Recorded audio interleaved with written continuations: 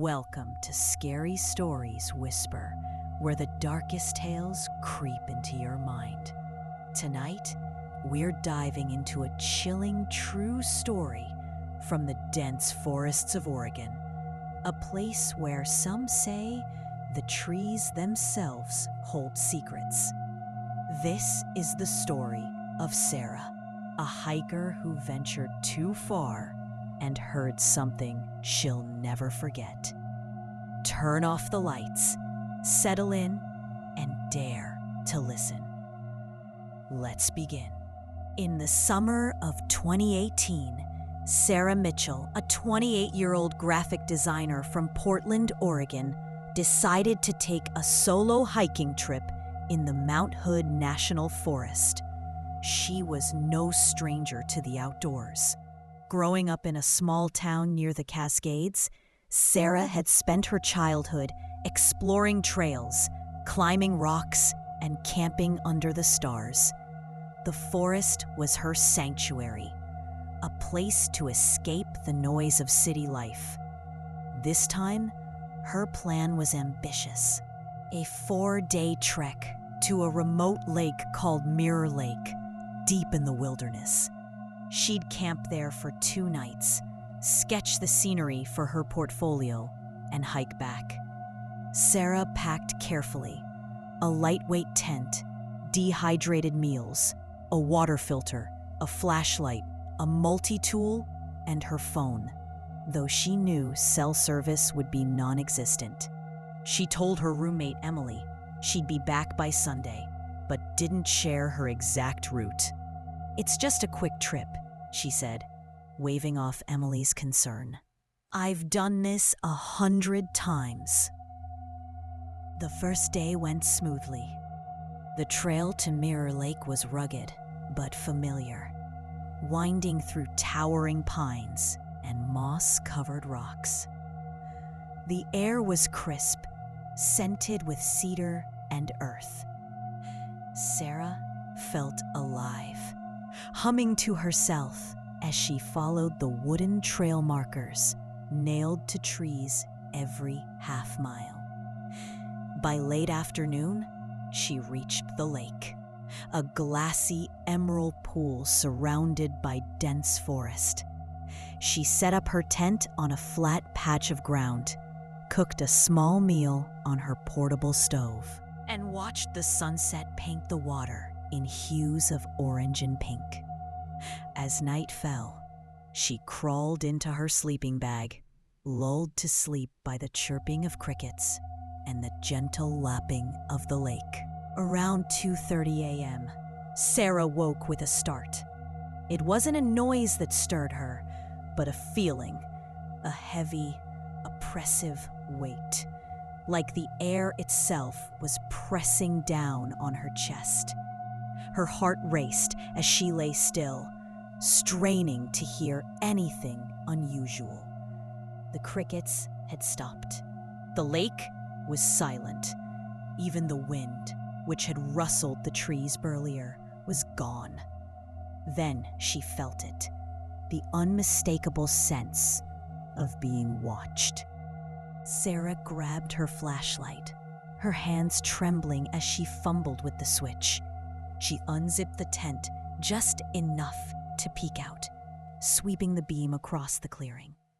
The lake gleamed under the moonlight, its surface unbroken. The trees stood motionless, their branches like skeletal fingers against the sky. Nothing moved. "It's just your imagination," she whispered to herself, zipping the tent back up. But as she lay down, she heard it. A whisper, low, raspy, and distinctly human, coming from just outside her tent. Sarah. Her blood ran cold. No one knew she was here. She hadn't seen another hiker all day, and Mirror Lake was too remote for casual campers. The whisper came again, slower, more deliberate. "Sarah, come out." The voice was wrong, hollow, like it was trying to mimic a human, but couldn't quite get the tone right. It wasn't angry or threatening, but that made it worse. It felt unnatural. Sarah clutched her multi-tool, its small blade feeling useless against whatever was out there. She sat frozen, barely breathing, waiting for the voice to speak again. Minutes passed. 5, 10, maybe more. The whispers stopped, but the feeling of being watched didn't. She didn't sleep for the rest of the night, her flashlight clutched to her chest until the first rays of dawn filtered through the tent. When morning came, Sarah's nerves were shot. She packed her gear in a hurry, deciding to cut the trip short. "I'm not staying another night," she muttered, slinging her backpack over her shoulder. She'd hike back to her car, a 10-mile trek, and be home by evening. But as she started down the trail, she noticed something unsettling. The wooden trail markers, which had guided her to the lake, were gone. Every single one, dozens of signs nailed to trees, had vanished. She checked her map, but without the markers, it was nearly useless. Her phone's GPS spun in circles, unable to lock onto a signal. Panic crept in, but Sarah forced herself to stay calm. She used the sun to estimate her direction, heading west toward the trailhead. The forest felt different now, darker, denser, the trees pressing closer than she remembered. Around noon, as she pushed through a thicket, she heard it again, the whisper. This time, it wasn't close. It came from deep in the woods, echoing through the pines. "Sarah, don't leave." She broke into a run, her backpack bouncing painfully, branches clawing at her arms.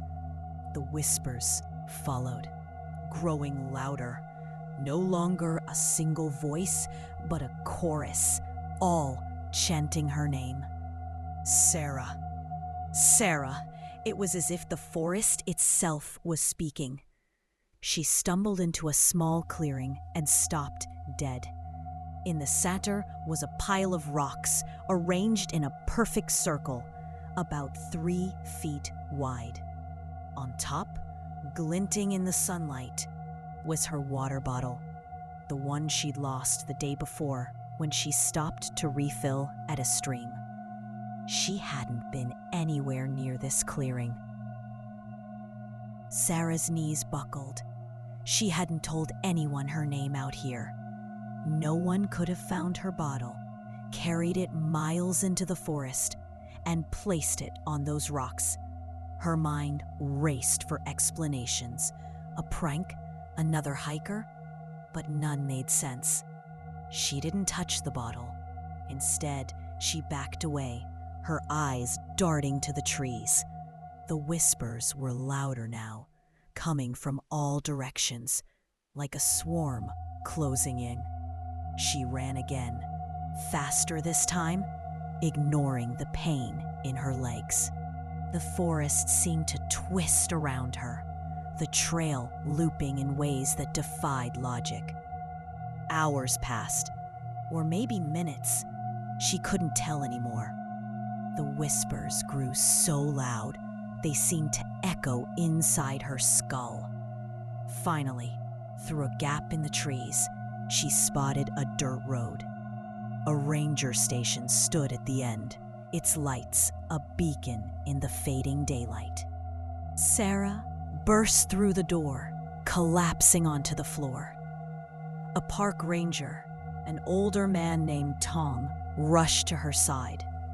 She was pale, scratched, and shaking, her clothes torn from branches.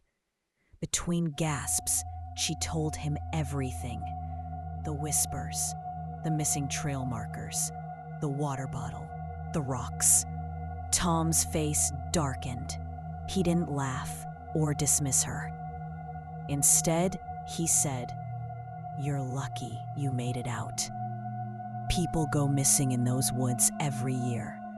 Some say it's the trees. They don't let everyone leave." Tom drove Sarah to her car, but he didn't say much else. She asked about the whispers, the rocks, but he just shook his head. "Don't come back here," was all he said. Sarah drove home, the whispers still ringing in her ears.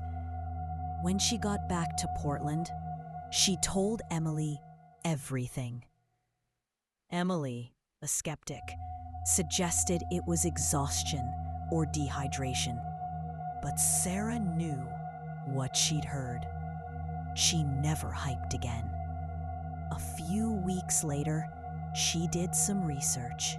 Mount Hood National Forest had a history of disappearances. Hikers, campers, even locals who knew the trails. Some were found, dazed and disoriented, miles from where they'd started. Others were never seen again. One article mentioned a local legend about the voices of the forest, spirits or entities that lured people off the trails. Sarah found a forum where another hiker described a similar experience in 2016. Whispers calling their name. A pile of rocks with a personal item on top. The hiker had posted a photo of the rocks. It was the same Clea Sarah had seen. Sarah never went back to Mirror Lake. She moved to Seattle a year later, trying to leave the memory behind. But sometimes, late at night, she swears she hears it. A faint, raspy whisper just outside her window. Sarah. And that's the story of Sarah and the whisper in the woods. Was it a trick of her mind or something darker lurking in the forest? If you've ever heard a voice you can't explain, share it in the comments. Don't forget to subscribe to Scary Stories Whisper for more chilling tales every week. Until next time, sleep tight.